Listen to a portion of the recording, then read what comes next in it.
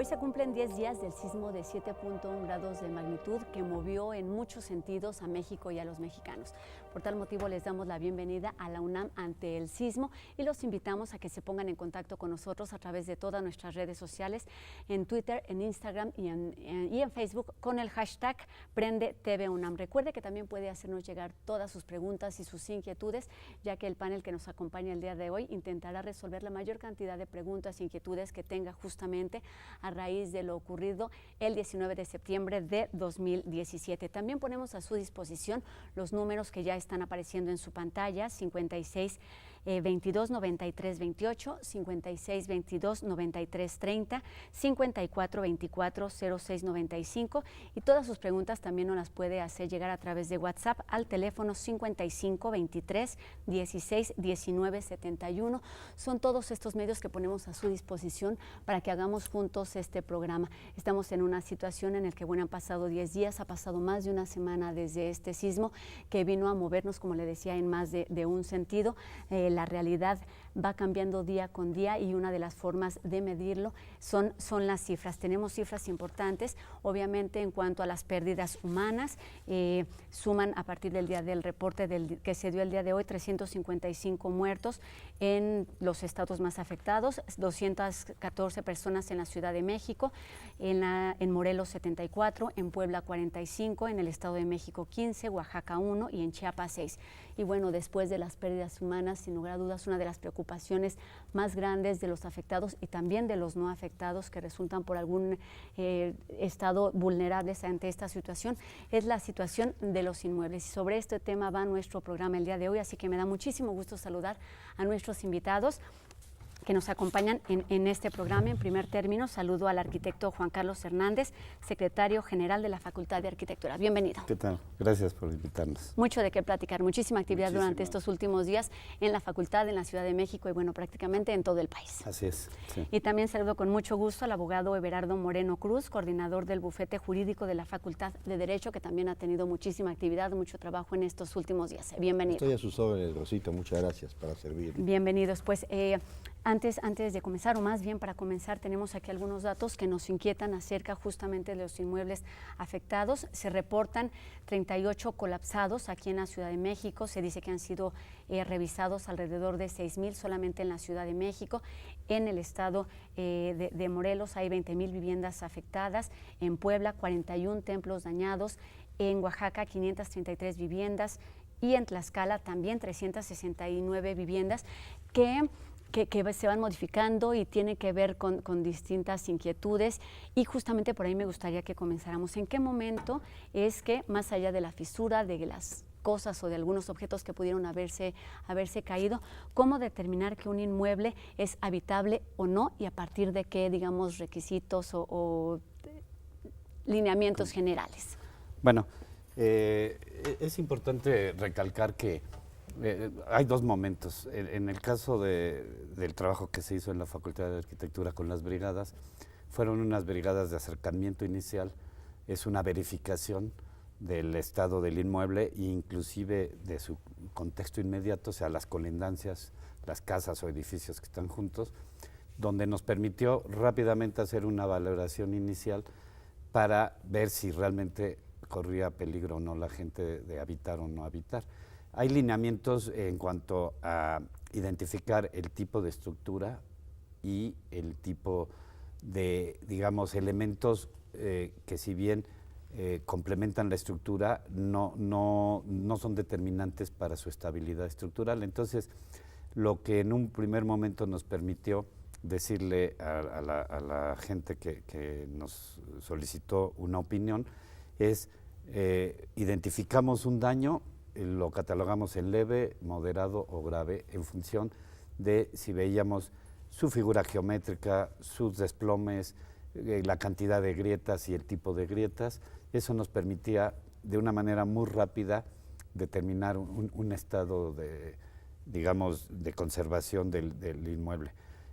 De ahí que hay un segundo momento que ya para determinar si una construcción está definitivamente no apta para seguir con su trabajo estructural, ya se requiere de un director responsable de obra de un especialista en estructuras, que es el momento en el que es el único que puede, ya con los estudios correspondientes que se hagan, las pruebas, y bueno, pues es su especialidad, confirmar si ese inmueble, aunque tenga daños estructurales, puede ser rehabilitado o de plano debe ser demolido. Entonces, comento esto porque, y es importante que lo sepa pues toda la comunidad, que las brigadas de acercamiento inicial es una valoración.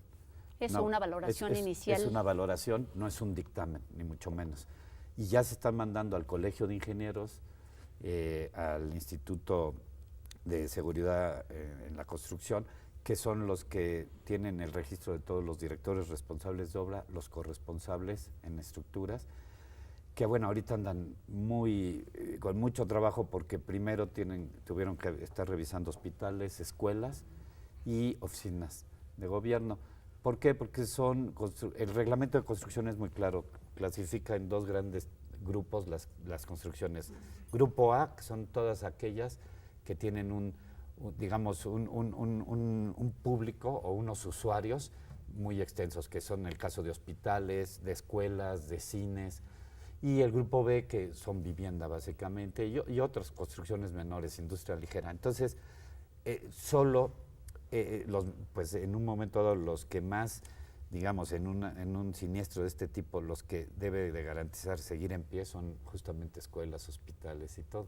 Más allá de las viviendas. Más allá de las viviendas. Ahora, en vivienda, y para ser preciso es, a partir de esta valoración inicial, sí nos permitió entender en este universo de demandas.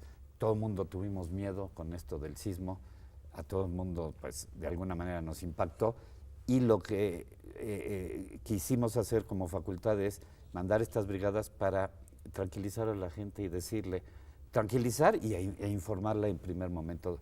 Si llegábamos y de plano la construcción tenía las columnas rotas, huecos en las losas, pues de plano recomendarle que se saliera mientras se mandaba un especialista. No fue el caso, afortunadamente, alrededor del 80% de más o menos 11.500 a 12.000 solicitudes que atendimos, el 80% se notaba claramente que tenía daños leves en acabados en esta situación. Y los otros, ya con una visita, un más formato del Senapred, sí, ya establecíamos condición de, por ejemplo, geometría en las cosas, que su geometría no la hayan perdido, que no presentara desplomes graves, que las losas no estuvieran colgadas, el término es flechadas, pero digamos abombadas hacia abajo, que no hubiera fisuras de lado a lado en ningún elemento, ni columnas, ni muros, si fuera el caso, esos son, digamos, los criterios muy generales de una inspección visual y preliminar que permiten rápidamente decir, aquí hay un riesgo, y entonces pasa a una segunda opinión. Exactamente, y hablando de estas segundas opiniones, pues efectivamente el primer vistazo resulta importante porque es no solamente las habitaciones o los inmuebles donde vivimos, sino son aquellos donde trabajamos, donde recibimos algún servicio, donde realizamos cualquier actividad, y entonces podríamos sentirnos en algún sentido vulnerable en muchos lugares. A raíz de esta determinación, o a partir justamente de esta primera revisión, de este primer acercamiento que se hace con las construcciones, han surgido muchas dudas a raíz justo de los edificios colapsados, dañados, que tienen que ver con viviendas, en cuanto a quién o quiénes son los responsables, quienes deben participar, si son los arrendatarios, quienes rentan, quienes vendieron el inmueble, quienes construyeron, cómo empezar a definir estas responsabilidades para tener acción, para tener información y para tener certezas. Claro, Rosita, mire usted, debemos de dividir entonces las distintas hipótesis que se puedan presentar. La persona es una vivienda unifamiliar, una sola familia vive ahí, pues obviamente si son ellos los propietarios, ellos tendrán, como es obvio, que sufragar los gastos que implique la rehabilitación, la remodelación o incluso la demolición y en su caso construcción. Sabemos que el gobierno de la ciudad y el gobierno federal van a dar un apoyo para que se puedan realizar estos trabajos, y se está llevando y se está haciendo un censo de aquellas casas que se encuentren con la necesidad de una inversión especial. Cuando se trata de edificios que están rentados, bueno, obviamente el propietario tendrá que pagar y tendrá también que contar o va a poder contar con el apoyo del gobierno, ya sea en su instancia federal o en su instancia del gobierno de la local. Ciudad de México. Los arrendadores son los dueños, los que están rentando, los arrendatarios. Si se salen, bueno, pues obviamente el contrato se está rescindiendo por una causa de fuerza mayor. Si los daños fueron leves y sigue el arrendatario dentro de la casa disfrutando del bien, pues tendrá que pagar la renta y los daños que se hubieran ocasionado en las zonas comunes tendrán que ser pagados por el arrendador. En el caso de los condominios, ahí pues se presentan las mismas hipótesis. En el desafortunado caso que se hubiera colapsado un edificio, ¿qué tienen los condóminos? Bueno, pues lo único que tienen va a ser la propiedad del terreno, en la parte en la que sean propietarios del condominio. Si no se llegara a un acuerdo entre ellos, pues debería de acudirse a la Procuraduría Social para que se convocara a una asamblea de condueños y entonces ya determinar qué es lo que se va a hacer. Ese es el panorama que se presenta y existen acciones y existen las vías y los canales legales para poderse resolver. Y en ese sentido me parece importante ir orientando y acompañando a quienes resultan afectados por todas estas situaciones, porque nos cuesta mucho trabajo tener cerca a lo mejor a un arquitecto, a un ingeniero, a un director de obra responsable que vaya avanzando, que vaya dando seguimiento a todos estos pasos a seguir. ¿A dónde podemos acercarnos? ¿A dónde se puede acercar la gente que tenga estas, ya no solo inquietudes, sino la necesidad de seguir con estos pasos? Empezando, por ejemplo, el arquitecto, ¿quién busca? ¿Dónde buscamos? Como nos dice la Facultad de Arquitectura, está haciendo brigadas, pero ¿cuáles son esos pasos a seguir? ¿Y cómo se llega al contacto, en este caso, con los afectados, con el gobierno de la Ciudad de México para recibir cualquier tipo de ayuda? Claro. Bueno, digamos, en la parte técnica habría que decir que en el caso de que la construcción, el inmueble necesite un dictamen, comentábamos, hay directores responsables de obra y corresponsables en seguridad estructural, de tal suerte que la primer vía es, podrían acudir al colegio, a los colegios de arquitectos o al colegio de ingenieros, para que le asignen un director responsable de obra, el cual va y dictamina ahí sí el daño que tiene el inmueble. Ese director responsable de obra entonces podrá especificar los daños puntuales que entonces le permitan al propietario, suponiendo que sí, el propietario, poder buscar a un arquitecto, un ingeniero, un despacho de construcción, en fin, dependiendo de la magnitud del inmueble, que pues le presente una cotización en función del dictamen, ¿no? Ya son trabajos, digamos, particulares, independientemente de que pueda gestionar alguna ayuda económica por parte, como lo dijo el abogado. En este caso del sí, gobierno local. Puede recibir la ayuda, pero pues, se tendrá que pagar la realización de estos trabajos. Entonces, hay un caso diferente, por ejemplo, en los estados, sobre todo en comunidades o en poblados que no son Ciudad de México o grandes ciudades. Son estas poblaciones que realmente es difícil hablar de que si son condóminos, bajo la ley de condominios y demás. O sea, es población vulnerable y que se vio afectada y que en la mayoría de los casos no tienen acceso a ningún tipo, digamos, de préstamo, porque no tienen un trabajo seguro, ni siquiera un trabajo, ¿no? O viven de otras actividades, el campo, etcétera. Es ahí donde justamente se está buscando la posibilidad de que en principio sean justamente las universidades y a lo mejor algunas asociaciones civiles las que podamos llegar a las comunidades, entender, diagnosticar su problemática específica, proporcionarles la ayuda técnica para darles entonces sí una valoración ya más a profundidad y sobre todo intentar que si va a haber subsidios, seguramente, y esperemos que así sea, pues ellos puedan tener un proyecto lo suficientemente, digamos, para los requisitos que piden los municipios, por ejemplo, un proyecto arquitectónico con su respectivo proyecto estructural y de instalaciones que les permitan a estas comunidades decir, bueno, esta es la propuesta con esta técnica constructiva y con este diseño arquitectónico, y entonces ahora sí la ayuda que reciban, o ya sea por muchos métodos, hemos tenido experiencias, normalmente cuando se trabaja con comunidades se les pide, por supuesto, un grado de compromiso a ellos. Y de participación. De participación, que además es genial, normalmente aprendemos mucho de eso. O sea, de esta participación comunitaria donde desde el diseño, junto con ellos se trabajan sus necesidades, se ve la posibilidad de cuáles son los materiales adecuados según la región, cuáles son los esquemas de diseño según la región. O sea, las viviendas llevan un pórtico porque a lo mejor es una zona de costa o no, qué tipo de altura, etcétera. Y entonces se brinda toda esta parte técnica del proyecto, su propuesta constructiva, su desarrollo de obra junto con la comunidad, que es por autoconstrucción, y se logran sacar adelante estos proyectos. Es la forma de, fuera del esquema urbano, que es el que explicó el abogado, es como se podría apoyar otra forma de problemática finalmente, ¿no?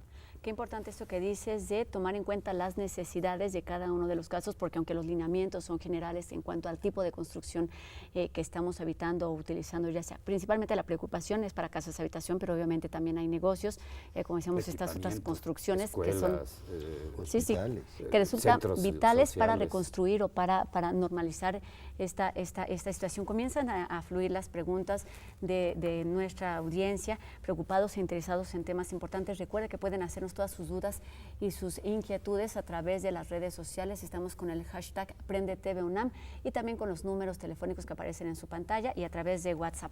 La primera pregunta que tenemos por aquí es: ¿qué debo saber para certificar o que las autoridades avalen que mi casa no se dañó? Ya lo había respondido. ¿Qué debe saber? Pues saber que necesita, si es una vivienda, bueno, cualquier inmueble en rigor necesita un dictamen firmado por un director responsable de obra que tiene un registro y que avala técnicamente y oficialmente lo que posiblemente el seguro les va a pedir. O sea, muchos inmuebles están asegurados y el seguro va a decir, sí te pago, pero preséntame un dictamen por una persona. O sea, porque habemos muchos arquitectos, ingenieros, pero no todos somos directores responsables de obra o corresponsables. Por ejemplo, una aseguradora dice, perfecto, es como un valuador bancario, tiene que tener un registro y entonces seguramente la aseguradora va a decir, si tú me presentas este dictamen con esta responsiva, yo por supuesto que te pago. No puedo hacerle caso a cualquiera que me diga... No es solamente cuestión de percepción. Exacto, ¿no? Tenemos otra pregunta por aquí. Acabo de comprar mi casa y se cayó. ¿Cómo me puedo amparar o qué garantía tengo? Bueno, acaba de comprar su casa, ya hay que ver si esta casa, ¿quería usted decir algo?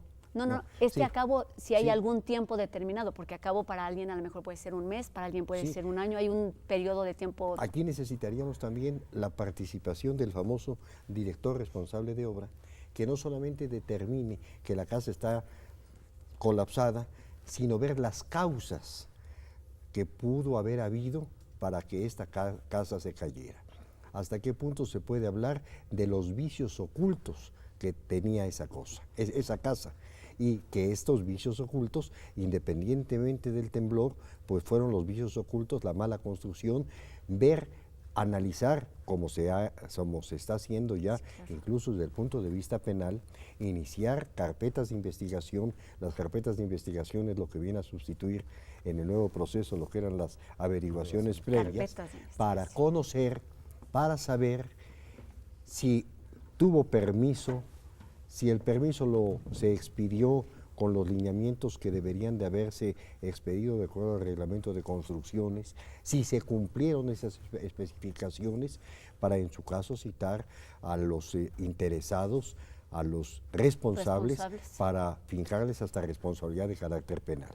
Entonces se vuelve una responsabilidad compartida en más de un sentido. Exactamente, Yo así agregaría en este punto, normalmente cualquier construcción nueva habría que revisar el contrato en particular, pero por lo menos tiene 12 meses, que lo que le llaman de garantía de vicios ocultos. Así generalmente los 12 meses son sobre todo instalaciones y acabados, y sobre la estructura, la estabilidad del inmueble, normalmente son de 3 a 5 años las garantías, pero ahí cada uno tendría que ver qué contrato firmó o y corroborar pues, qué dice, ¿no? No, Dependiendo a quién le compró, sí, ¿no? Además de lo que dice el arquitecto Juan Carlos Hernández, no solamente el contrato, sino el peritaje que se realice, porque hay situaciones en que el edificio pues tenía yo no soy arquitecto, pero tenía, es decir, un diámetro de una varilla que era ostensiblemente inadecuado. Entonces hay que atenderse también al peritaje.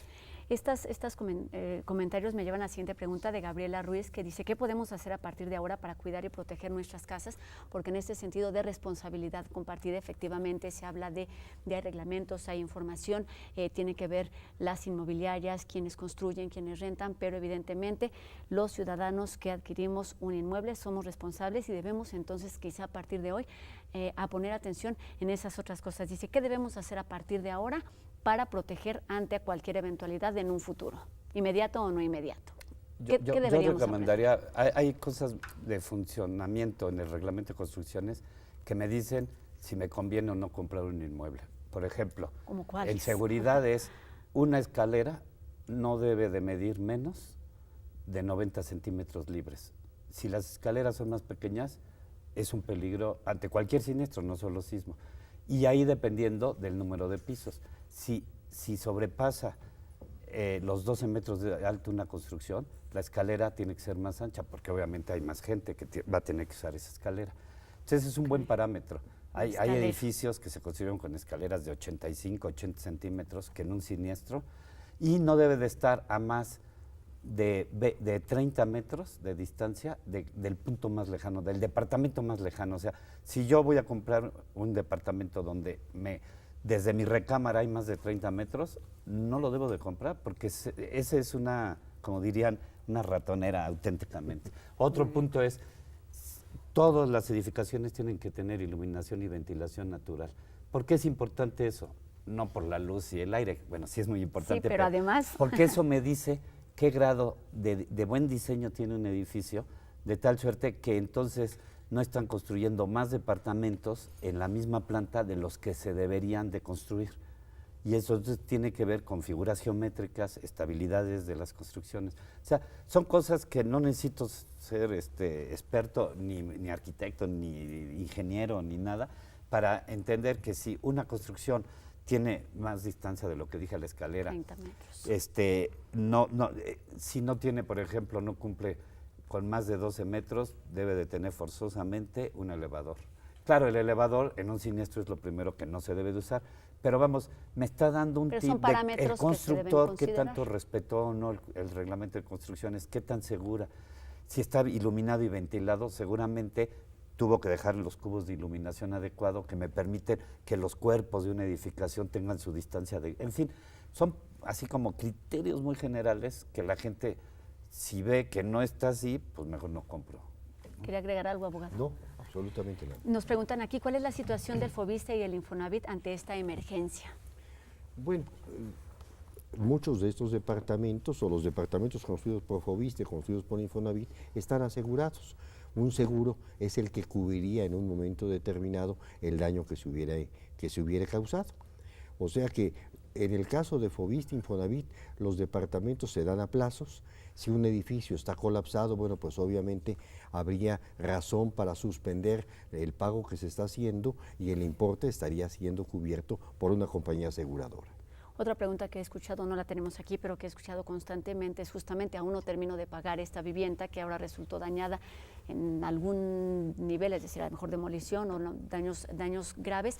¿Se termina de pagar la vivienda o tiene que ver otra vez con la situación particular de cada contrato? Aquí tendríamos que ver cada contrato. Si está hipotecado, normalmente los bancos siempre cuando hipotecan aseguran, entonces pues ya no tendría que seguirse pagando porque sería el banco el que tendría que cubrir el daño que se hubiera causado. Y ver también si ese seguro no está cubriendo también por daños. Aquí sí es difícil poder dar una respuesta general, porque hay que estarse al caso concreto de cómo se hizo la adquisición de cada vivienda. Ahora lo que esperaremos es que los organismos de vivienda, ellos recuperen por sus seguros la cantidad y vuelvan a inyectar en apoyo a las personas, Claro. volverles a dar, abrirían un nuevo crédito, pero que canalicen los recursos para que puedan Sí, tener la porque posibilidad de... finalmente el crédito que se gastó para comprar esa vivienda claro. ya fue cubierto Así con es, el seguro. así es. Entonces está, por así decirlo, virgen el crédito de la persona y puede obtener Para otro crédito para reutilizarse adquirir una vivienda. de nueva cuenta. Mencionan los dos el término de seguro. Estamos habituados a lo mejor al seguro del carro, al seguro de gastos médicos, pero el de la casa es algo a lo que no estamos Así es. muy entrados. No. ¿De qué se trata? ¿Cómo funciona? Se dice que hay un 5% de inmuebles asegurados únicamente. ¿En qué consiste? ¿Cómo debemos acercarnos a este tipo de nuevas figuras, como es el caso Que de... no son tan nuevas, Rosita. No. Es una obligación que existe. Ok. Los arrendadores están obligados a asegurar los inmuebles. Los Las- arrendadores. Bueno, además de los arrendadores, las compañías constructoras están obligadas también a hacerlo.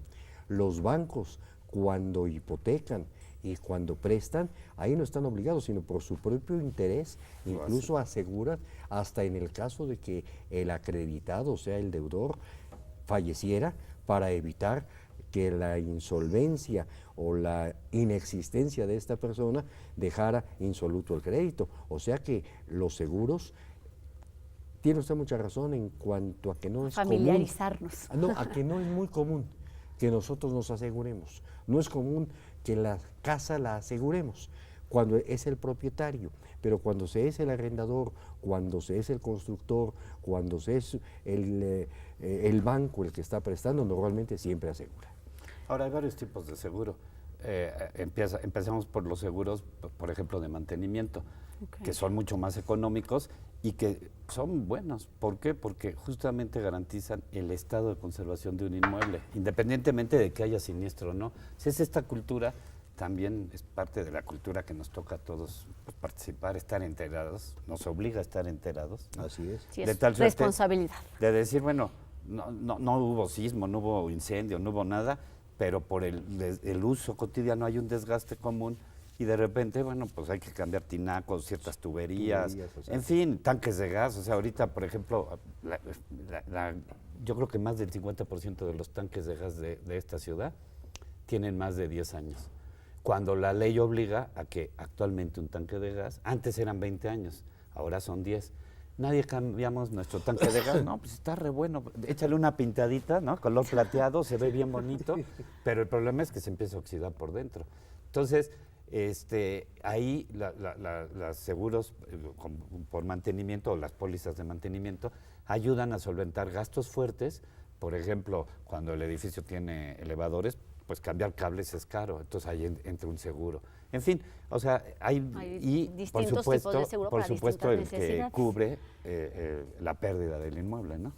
Nos preguntan aquí nuevamente a dónde acudir para una certificación legal en caso de que mi hogar presente daños y presente un peligro para ser habitado. Hay que solicitar, repito, a través de los colegios a un DRO. Y también Exactamente. se puede solicitar a través de las delegaciones para que acudan los organismos de protección civil. Sí, aunque, sí, Sí, exactamente. están saturados todos los organismos. Sí, ahorita no. Tanto o sea, los colegios como las delegaciones. Sobrepasó. Sí, Hay que tener paciencia. así es. Eso es otra recomendación. Nos preguntan aquí, además de las responsabilidades, ¿qué derechos tienen los afectados por el sismo? Bueno, derechos en cuanto a que tienen el derecho que se les está otorgando por parte del gobierno de una ayuda para renta, en el caso de que no tengan que habitarlo, de una ayuda para construcción. Y es importante señalar esto, y creo que estará de acuerdo conmigo el señor secretario de la Facultad de Arquitectura. Muchas veces se critica que el gobierno no está haciendo lo que debería de hacer. Y se habla de que en el 85 no se hizo y se está ahora diciendo lo mismo. Yo creo que ahora la postura del gobierno, tanto federal como del gobierno de la ciudad, están atendiendo esto con las limitaciones propias que tenemos.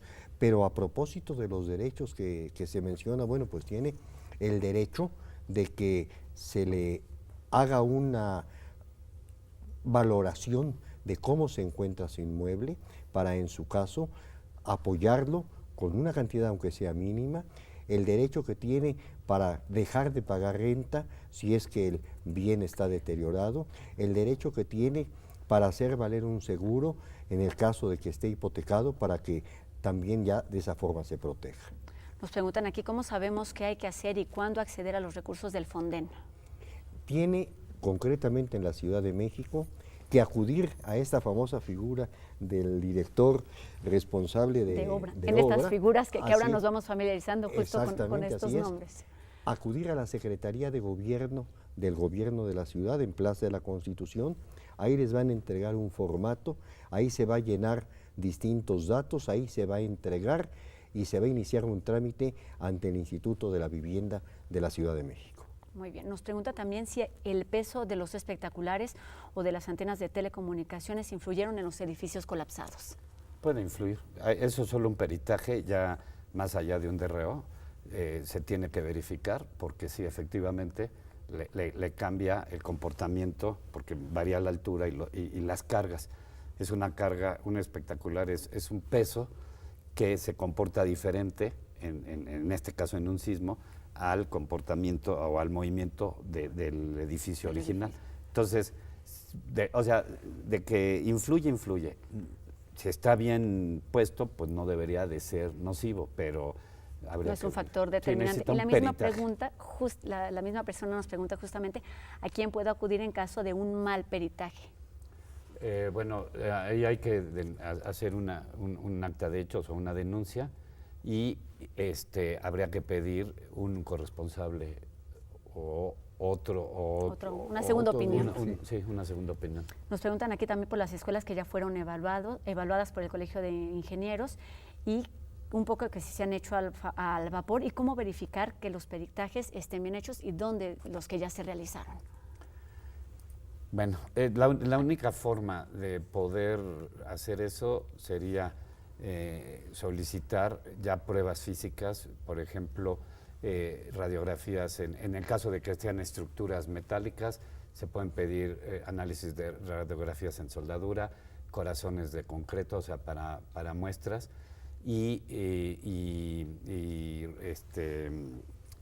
digamos, una especie de electrocardiogramas donde puede leer cómo va armado el armado, el acero, en el caso de columnas o través de concreto.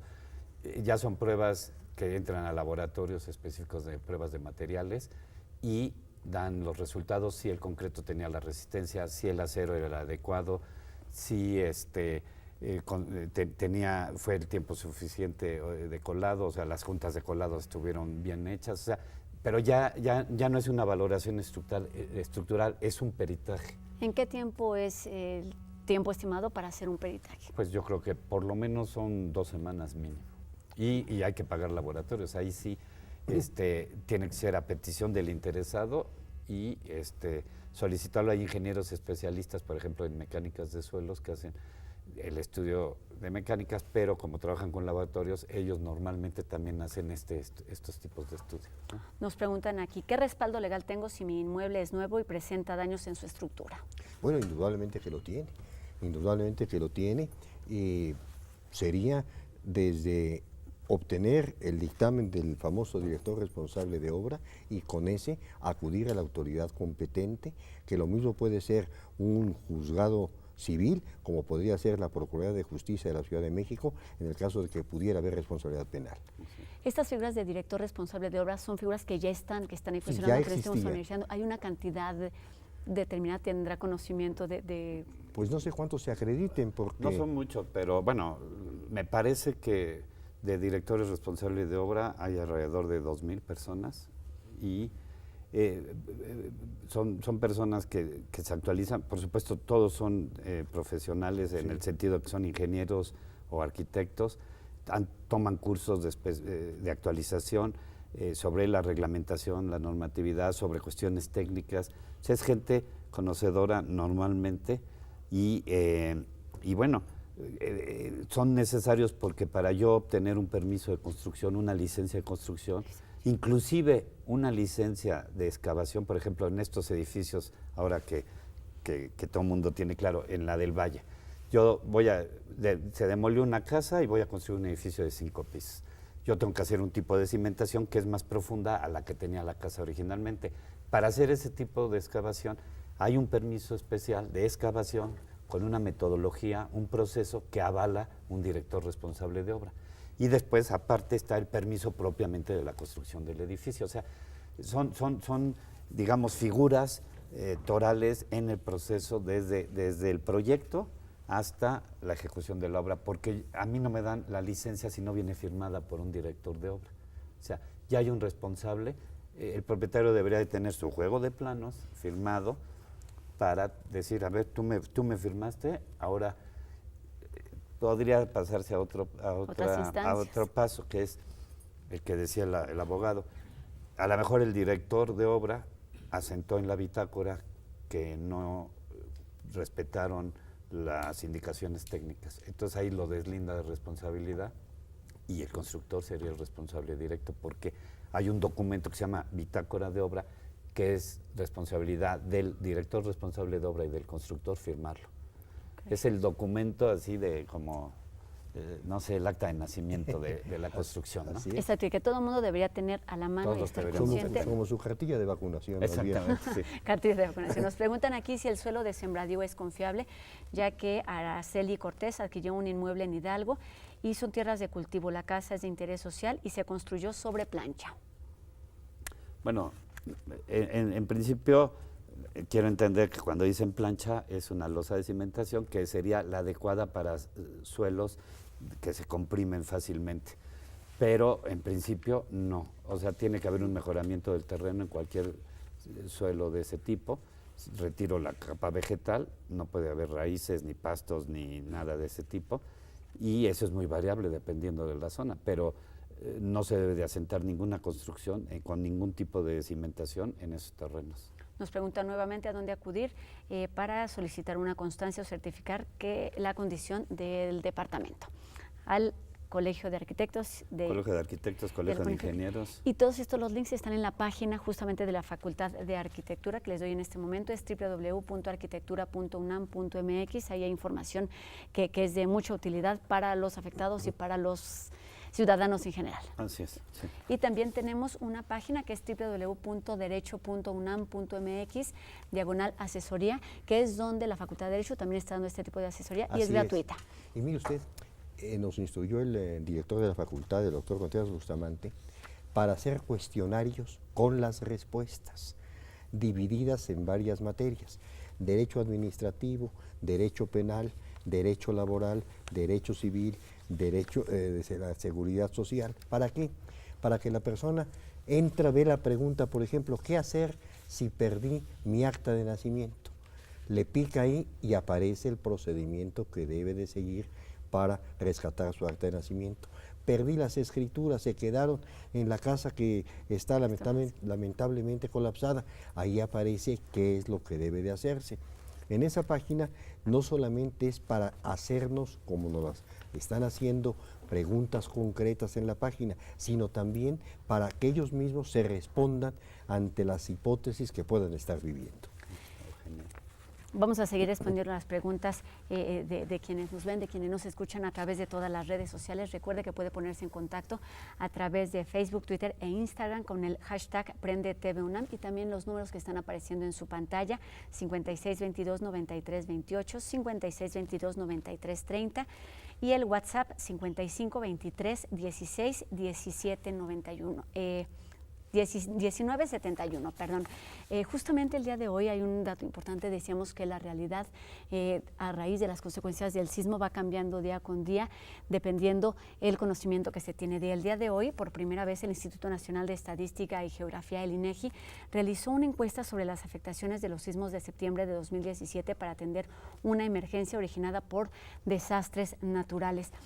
¿Qué significa esta evaluación? Es decir, ¿qué significa en términos reales? Que nos da datos como que, está hecho en 8 entidades que son las más afectadas: Chiapas, Ciudad de México, Guerrero, el Estado de México, Morelos, Oaxaca, Puebla y Tlaxcala. 2.3 millones de los establecimientos económicos están en estas 8 entidades, lo que significa un total de 41,000, del 41% del total del país. ¿Qué significa esto en términos reales? Es decir, ¿cómo se hace la afectación y la evaluación? ¿Y cómo solucionar esto o cómo atender esta emergencia? Bueno, esto puede afectar al Producto Interno Bruto. No sabemos en qué proporción, pero cuando hablamos de estas cifras, cuando hablamos de que comercios están cerrados, hay personas que no están laborando, hay personas que están en una situación pues difícil, incluso hasta psicológicamente, Sí, claro. afecta el Producto Interno Bruto. Sin embargo, también contemplemos que en el aspecto estrictamente material, bueno, las obras van a generar también mano de obra y va a compensarse una cosa con la otra. No creo que sea el momento todavía para poder evaluar cuánto impacto económico podrá tener. Efectivamente. Sí, lo que sí es que es en algunas, vuelvo a comentar, comunidades, es realmente casi de crisis humanitaria. Así es. En la brigada que mandamos nosotros entre el sismo del 7 y del 19, estando en Oaxaca, en la zona de Juchitán, pues una de las cuestiones que nos comentó, estaba el doctor Narro de comisionado ahí, nos acercamos pues por seguridad de nuestra brigada y en fin, y se identificaron, por ejemplo, la destrucción de los hornos de cocido de las poblaciones alrededor de Juchitán, no tanto en la ciudad como tal. Bueno, la ciudad tenía muchos daños, Exacto. por supuesto, y además fueron daños que afectaron, porque también hay que decirlo, desde edificios de gobierno, edificios comerciales privados, o sea, agencias de coches, supermercados, no solo vivienda de interés social, o sea, sí fue muy fuerte, ¿no? Eso afecta económicamente, pero en particular en estas comunidades la población vive del cocido del pan en hornos de barro o de adobe y se les destruyeron. Eso es todavía peor porque viven de eso, o sea, no tienen otra posibilidad Es su fuente de ingreso. No hay mayor opción. Es su sí, fuente claro. de ingreso. Entonces, De ahí la importancia de reactivar la economía lo más rápido posible, no solamente igual que la para quienes. vivienda.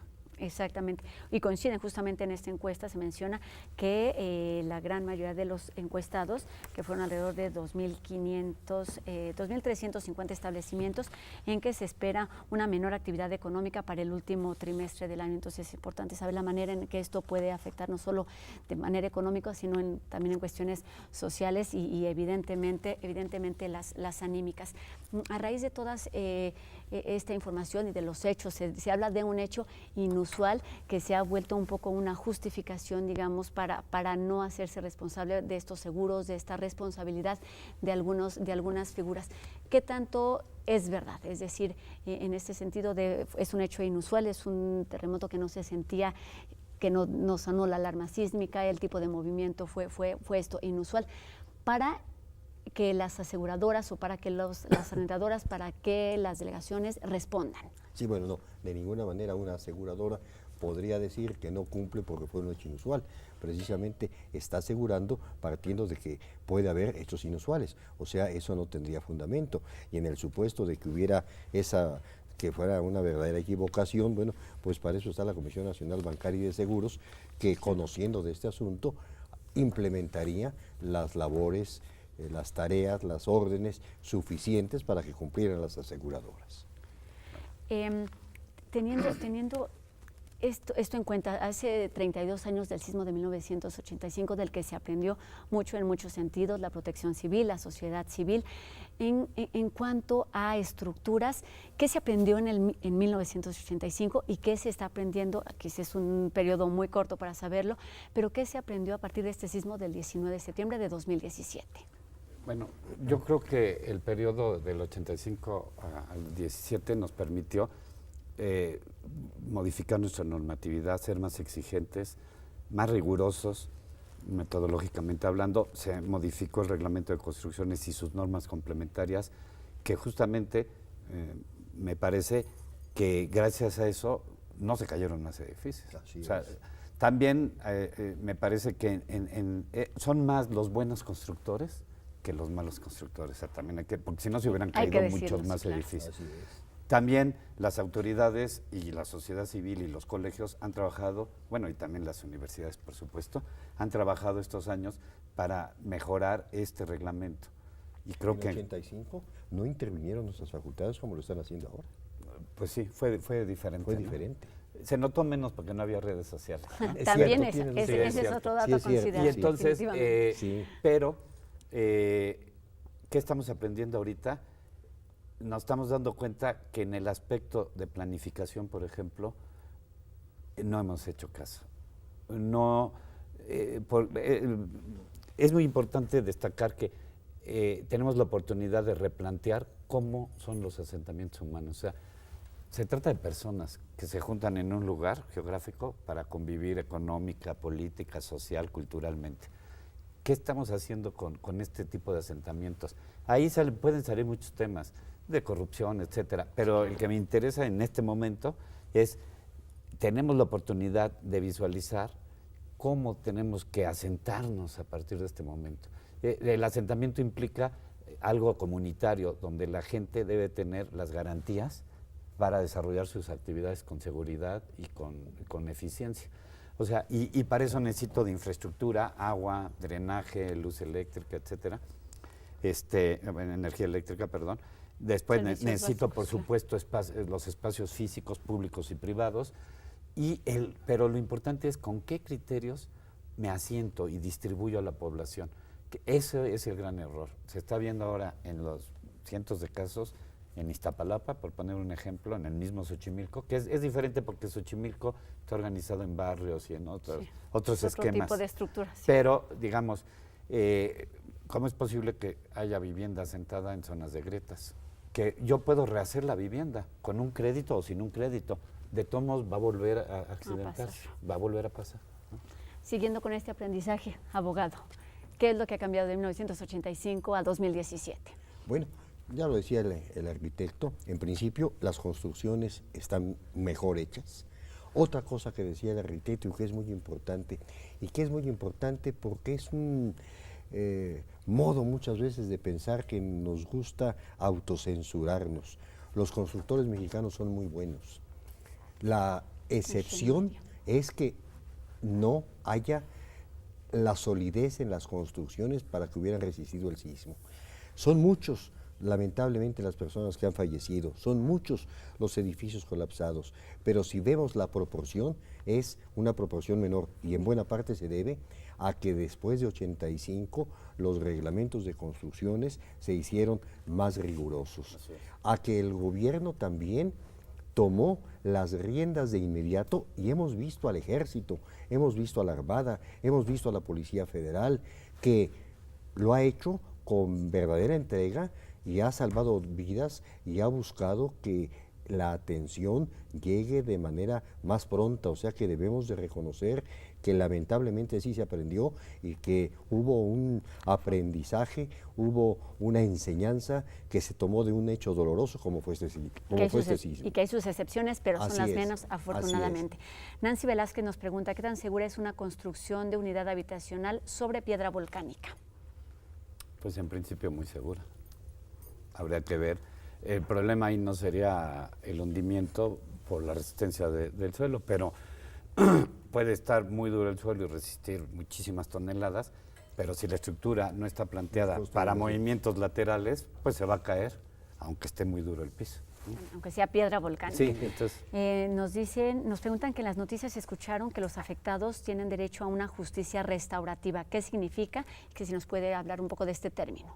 Bueno, justicia restaurativa. Bueno, se está hablando de justicia restaurativa en el sentido de que se está pensando que el gobierno pueda ayudarles a que restauren, a que resarzan el daño causado, el daño que les causó el sismo y poder volver a construir la vivienda que haya sido colapsada o deteriorada.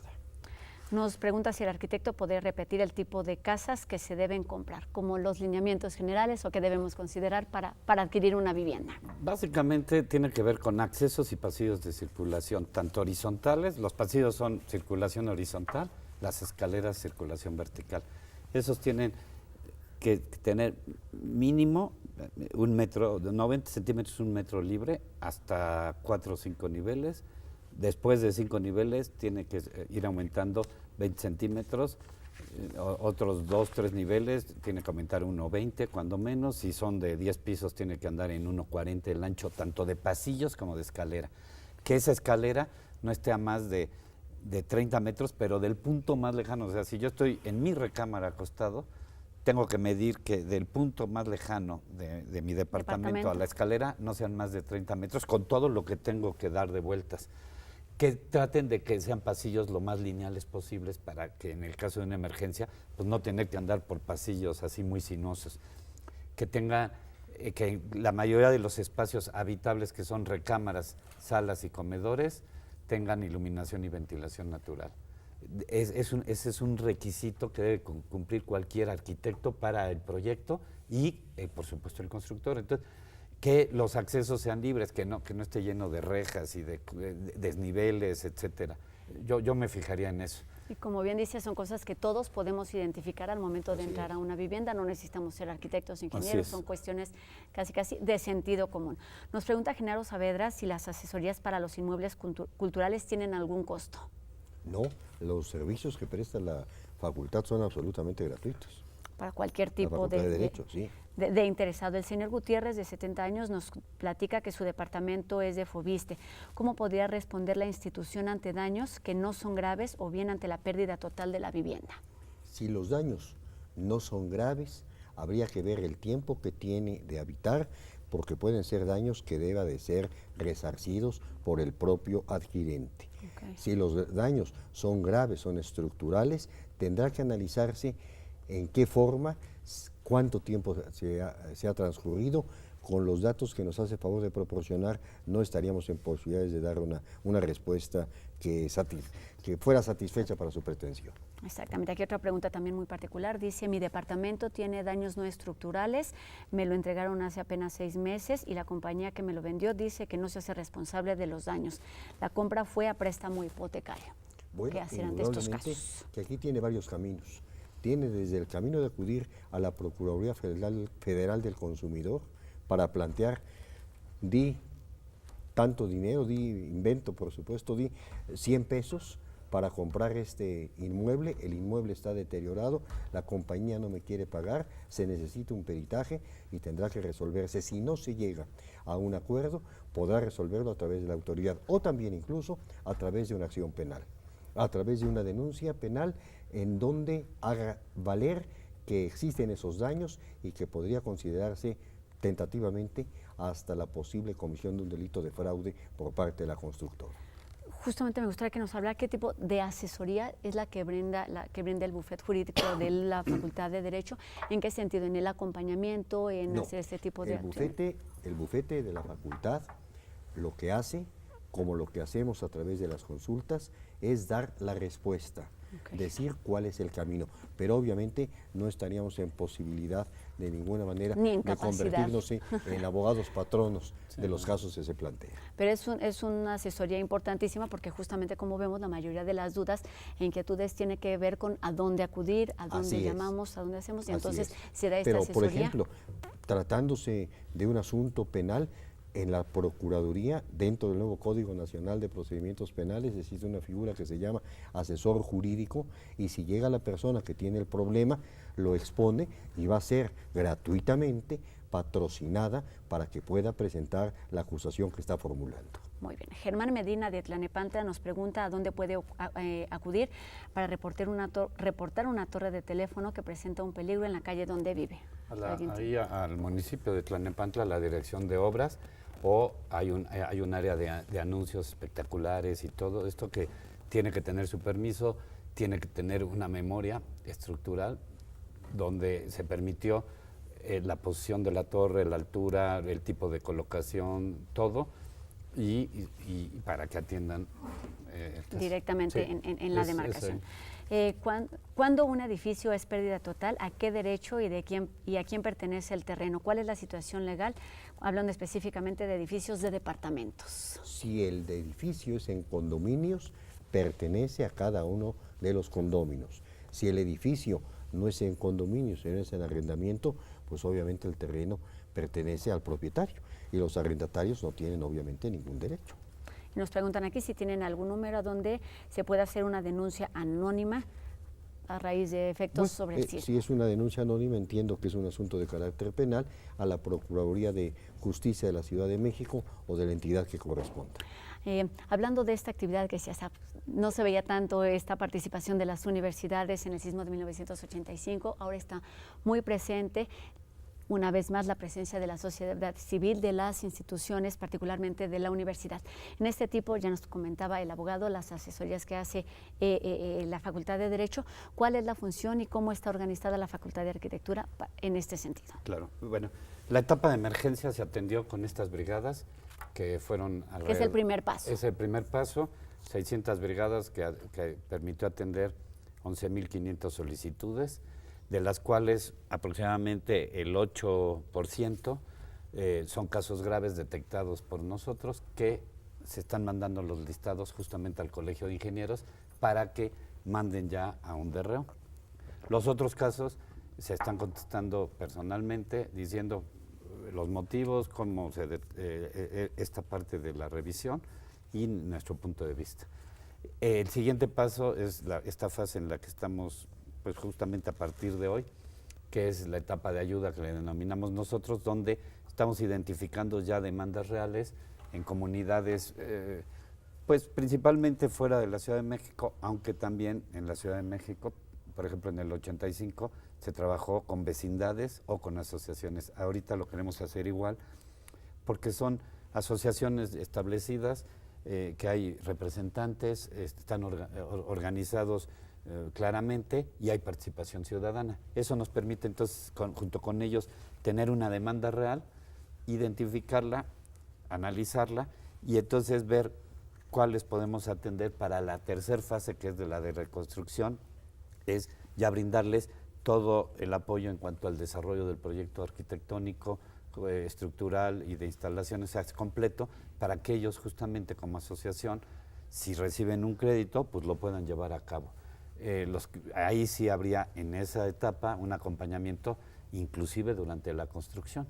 Es importante aclarar que por supuesto todo esto está incluido dentro de las actividades académicas, no se cobra tampoco, pero sí entra dentro de los programas académicos de los semestres, ¿no? de la Facultad de Arquitectura. Muy bien, nos pregunta Nadia Hernández si a las constructoras se les puede fincar responsabilidades y demandarlo. Por supuesto que sí, pero por supuesto. Algunos casos, algunas características en las que esto caso, pueda y deba ocurrir. En el caso de que la constructora no cumplió con los lineamientos que debió de haber cumplido y que hubo homicidio, que hubo lesiones, que hubo daño en propiedad ajena, por supuesto que procede. Nos pregunta también si está bien construir edificios altos en una zona de alta sismicidad y con suelo lacustre como es la Ciudad de México.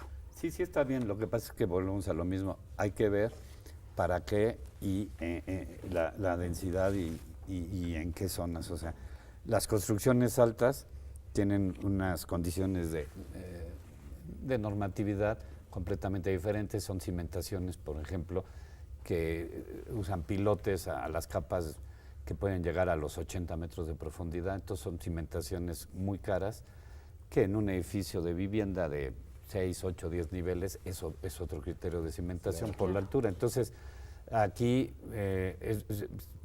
digo, el día que se caiga una de las torres sobre Reforma, prácticamente desaparece México. O sea, es casi Está ahí el imposible. ejemplo, la Torre Latinoamericana. La Torre Latino, que es un ejemplo muy, muy bueno, porque justamente es un gran edificio, ¿no? Así es, y que no es tan moderno.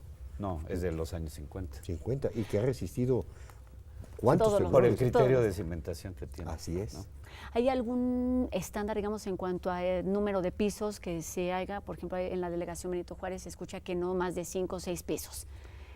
Sí, bueno, ¿Tiene que ver con algo en particular? Ahí más bien tendría que ver lineamientos? con densidades. El problema es que en cualquier lado de la ciudad podríamos poner un edificio de 50 pisos. El problema es, ¿tengo la infraestructura para hacerlo? O sea, ¿tengo el agua potable, las vialidades, el transporte público? O sea, entonces, al ser construcciones muy caras, pues justamente se desarrollan en los corredores, pues digamos inmobiliarios, que el valor del suelo es alto y permite entonces a su vez invertir en estos grandes edificios. La del Valle, la Roma, tiene que ver con esta cuestión de identidad y que deben de ser construcciones, pues en promedio me parece que habría que hacer muchos diagnósticos, pero de 6 niveles, no tanto por el tipo de suelo, sino por la densidad poblacional, por la identidad de las colonias, por esto que decía, estos criterios que hay que ser muy cuidadosos ahora en la reconstrucción de barrios de la Ciudad de México, zonas como la Roma, la Condesa, que tienen una identidad, una forma cultural y igual lo digo para las comunidades. O sea, tampoco Claro, se agregó podemos eso, llegar, Xochimilco, o sea, no se trata de reconstruir reproduciendo 2,000 viviendas, que llegue una constructora con toda la capacidad, hace 2,000 viviendas y el poblado pierde su identidad. O sea, hay que ser muy cuidadosos, muy sensibles, porque en la reconstrucción va toda el patrimonio de la gente y sobre todo sus sistemas de comunicación comunitario. Y entonces, al rato, sí, les reconstruí vivienda, pero les rompí el tejido comunitario. O sea, hay que ser muy cuidadosos. Hay que respetar Sí, las diferencias sí. y escuchar las necesidades. Este viernes se dio a conocer ya en distintos medios, así lo reportan, que se ha caído el sistema de datos de la SEDUBI que contenía la lista de responsables de construcciones en la Ciudad de México.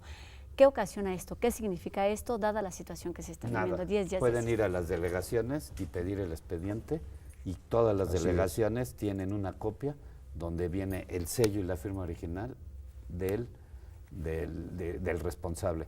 Si Sedubi perdió los datos porque seguramente le afectó también el sismo, y es muy comprensible, no pasa nada. Las delegaciones lo tienen físicamente porque piden 4 juegos de copia, uno o dos se quedan en la delegación, otro se lo queda el propietario, y entonces, por lo tanto, si Sedubi por el O sea que momento... no hay problema. No hay problema.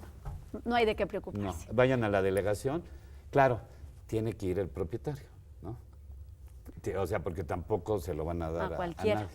O a través de una petición judicial. O sea, Así es, si el no. propietario se niega, los condóminos Pueden acudir. pueden Así es. acudir y decir, oye, me está afectando, etcétera. Así es. Y, Sí, en fin. claro, son afectados en algún sentido. Carlos Gutiérrez nos pregunta por qué se cayeron los edificios nuevos.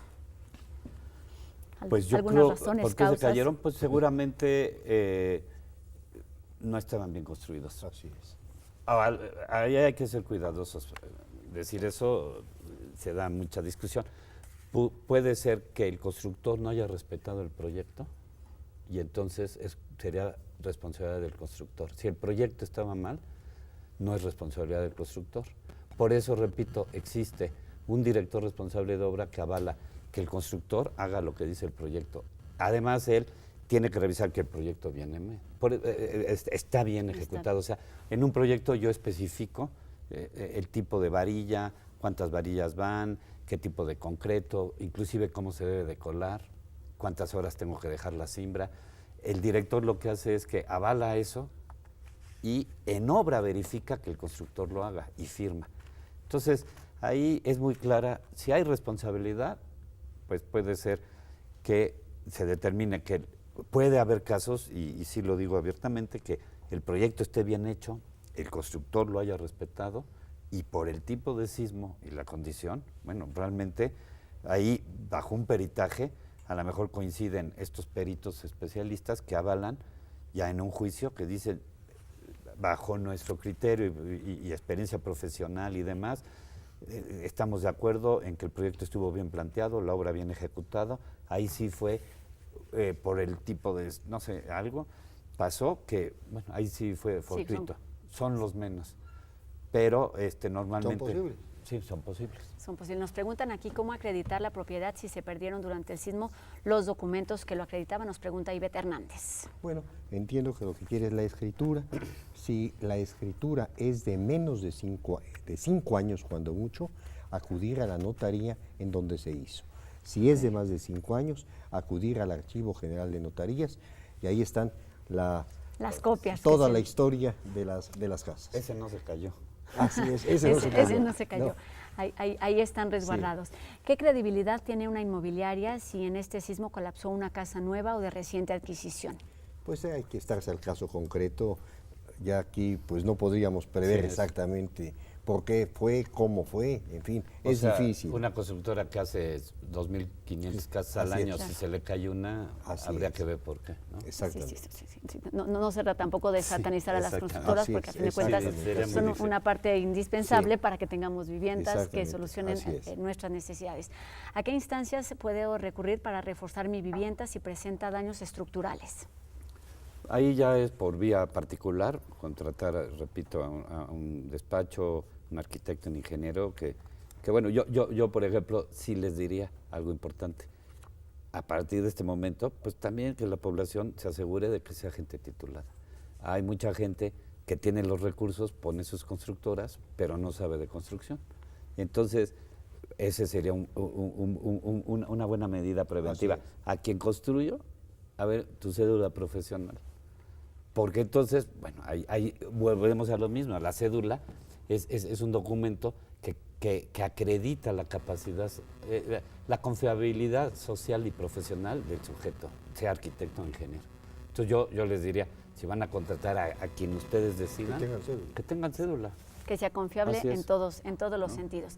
El licenciado Pacheco pregunta al especialista en Derecho, ¿su experiencia dentro de la PGR la puede aplicar para responsabilizar a los ingenieros que cometieron errores en las construcciones que se cayeron en este sismo?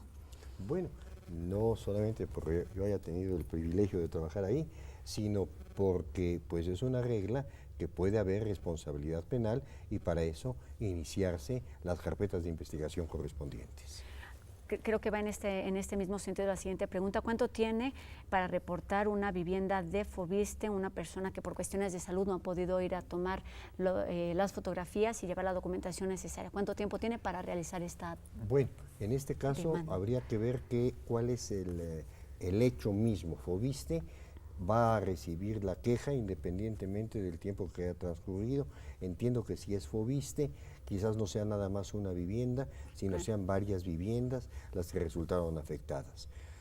El tiempo que existe sería hablar de prescripción, pero es un tiempo que no sé su enfermedad, pero estoy seguro que se va a aliviar antes para poder acudir a Foviste. Tendrá el tiempo suficiente. Así es. Alguien que vivió el sismo del 85, María del Carmen Pérez, nos habla de un grupo de supervisores llamados cardenales. Dice, ahora, ¿por qué ya no se habla de ellos como revisores de las construcciones? Pues no, yo... No, son los corresponsables, supongo que se refieren. Sí. ¿Cardenales? Así lo tenemos por aquí. Deben ser, los corresponsables son aún más especialistas. Un director responsable de obra tiene un límite en su responsabilidad. Todos los del grupo A tiene que ser un corresponsable que es un especialista aún mayor, o sea, que ha tomado más cursos y ya se divide en una corresponsabilidad estructural, una corresponsabilidad urbano-arquitectónica y una corresponsabilidad en instalaciones. O sea, ahí ya una construcción está integrada por estos tres grandes bloques: la estructura, lo arquitectónico, digamos acabados, etcétera, y todas las instalaciones.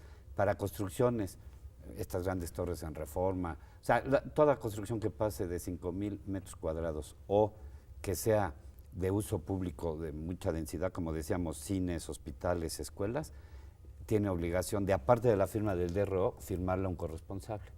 Entonces, esos son todavía menos. Yo supongo que se refiere a ellos. Sí existe la firma. A lo mejor antes se llamaban cardenales, ahora son corresponsables. O estos directores responsables de obra. Nombre, Nos preguntan, ¿qué procedimiento legal se tiene que hacer si la aseguradora no se quiere hacer cargo de la propiedad dañada? Un juicio civil que se tramite precisamente haciendo valer lo que está expresando. Sugiero también que antes de iniciar el juicio, acudir a la Comisión Nacional Bancaria de Seguros y también poder acudir a la CONDUCEF, que es otro organismo que supervisa a esas entidades financieras.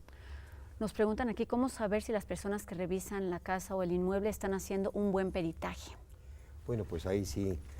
Pues hay varios casos, por ejemplo, que no confían en la firma del DRO que contrató el propietario, por ejemplo. Sí. Bueno, ahí lo único que les queda es ellos pagar su propio peritaje y entonces, digamos, contrarrestarlo. Sí. Es difícil, la verdad, porque una vez que un perito, un evaluador o un DRO, etcétera, pone la firma, él se está haciendo responsable. Entonces, me parecería realmente en casos muy difíciles que yo firme, si soy DRO, sabiendo que está mal. Claro. Porque si se cae o lo que le pase, entonces yo estoy diciendo, no es yo estoy avalando que no va a pasar nada. Si pasa, es mi responsabilidad. Entonces, yo lo veo muy difícil. Que puede existir, sí. Entonces, la única posibilidad es pedir otro peritaje pagado por los que no están de acuerdo. No están de acuerdo, exacto. Quien Sí. tiene alguna duda. Así es. Nos preguntan si la Facultad de Arquitectura ha considerado realizar foros de discusión para dialogar sobre la necesidad de reordenación urbana de la Ciudad de México. Sí, por supuesto. ¿A raíz de este sismo o es algo que se tiene siempre se ha como hecho, pendiente en la siempre facultad? se ha hecho, hay coloquios y congresos y demás. La facultad tiene 4 licenciaturas, es urbanismo, paisaje, arquitectura y diseño industrial, que nos parece que estas 4 licenciaturas siempre intervienen en todas estas cuestiones.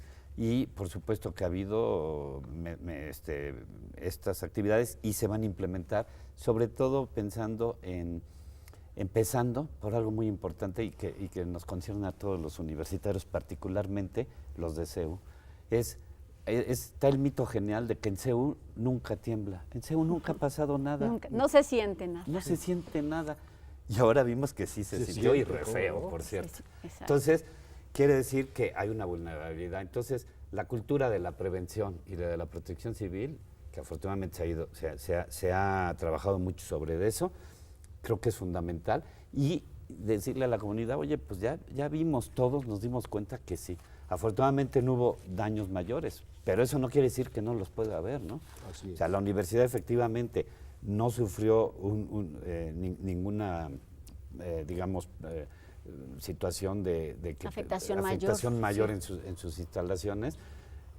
No hubo necesidad de que se suspendieran clases. Así es. Pero sí la puede Así es. haber. O sea, nos dimos cuenta que sí Que la sí. puede haber, ¿no? Eventualmente, nos sí, con decían un temblor algunos- más fuerte quizás. Sí, o de otro tipo. Algunos arquitectos que es la primera vez que se notan daños visibles de las construcciones, aunque no hay daños estructurales ni daños O sea, entendamos que de fue fondo, hecha en sí. los años 50 con Sí. otras normas de construcción, otro tipo de materiales que ya han evolucionado 60 y tantos años después, ¿no? Así es. Estamos por terminar nuestra transmisión en vivo. Gracias por habernos acompañado y todavía pueden hacerlo a través del hashtag Prende TV UNAM. Y a raíz de esta participación y de la presencia de los universitarios, me parece importante realizar un anuncio que este jueves 28 de septiembre se dio a conocer que cierran las operaciones del centro de acopio del Estadio Olímpico de Ciudad Universitaria, pero se anunció que la ayuda que todavía se tiene ahí será entregada y distribuida a los damnificados. Otros centros de acopio, por supuesto, siguen participando y siguen recibiendo la ayuda, tanto en la Facultad de Medicina, en la Facultad de Medicina Veterinaria y Zootecnia, el Instituto de Ingeniería, también es importante este anuncio, realiza brigadas de revisión de daños para quienes así lo requieran. La Facultad de Psicología puso a disposición, como ya hemos comentado en los programas anteriores de la UNAM ante el sismo, un número para que las personas que requieran algún tipo de ayuda psicológica la soliciten en el 5622-2288. Y bueno, Sí, te digo una cosa. adelante. En la Facultad de Derecho tenemos también nuestro centro de acopio. En la Facultad de En la Derecho. Facultad de Derecho hay un centro de acopio. Muy bien, pues y justamente en estas áreas de claridad, en el centro de acopio del Estadio Olímpico Universitario, que fue el más grande que se pudo lograr, se recibieron del 20 al 26 de septiembre 892 toneladas y todas estas fueron distribuidas en los estados más afectados. En la Ciudad de México se distribuyeron 121 toneladas, en el estado de Chiapas 2.3, en el estado de México 27 toneladas, en Guerrero 30, en Morelos 376, en Puebla 111 y bueno, una importante aportación de los ciudadanos que habla de la organización de instituciones universitarias, de académicos y por supuesto de universitarios. Estamos por terminar esta transmisión y me gustaría que cerráramos justamente con un término que tocaba hace unos minutitos, que es el de la prevención. ¿Qué hacer a partir de este sismo del 2017? Porque de lo que se trata es de que no vuelva a ocurrir o que los daños no sean tan agresivos como los vivimos una vez más en este 2017. Para terminar, arquitecto. Bueno, para terminar diría que hay que seguir con los programas que se han implementado, definitivamente desde la Rectoría, atendiendo justamente a la cuestión de seguridad, de desalojo o de contenciones. Y que todas las entidades académicas y facultades pues seamos atentos a estos trabajos, ¿no? Y una cosa muy importante también, este programa, la participación de usted, los programas que se han hecho, los centros de acopio, toda la ayuda que usted menciona, habla de algo que debe de reconocerse, la preocupación del rector de la universidad, del doctor Graue, porque de veras nuestra universidad, que es la universidad de la nación, esté atenta esté presente y esté pendiente en momentos difíciles como los que se han vivido. Exactamente, los momentos difíciles es justamente las consecuencias, digamos, a raíz de este sismo del 19 de septiembre, pero bueno, la UNAM siempre tiene la inquietud de responder y un poquito envolver y solucionar, dar certidumbre en estos momentos, y bueno, justamente es un momento que me parece importante para invitar a todos aquellos que nos siguen a través de redes sociales y también de nuestro canal TV UNAM, porque el próximo lunes 2 de octubre iniciamos un programa, La UNAM Responde, y es justamente La UNAM Responde a todas estas inquietudes, a todas estas problemáticas que se dan en la vida cotidiana. En este momento hablamos específicamente de un sismo, pero hay muchísimas eventualidades, como les llamamos, recursos naturales, y entonces pues siempre hay alguien que está interesado en tener dudas, en tener información confiable, precisa, y eso es justamente una de las razones de ser de la Universidad Nacional Autónoma de México, y es dar conocimiento, dar certidumbre a partir de todo lo que se hace en esta máxima casa de estudios.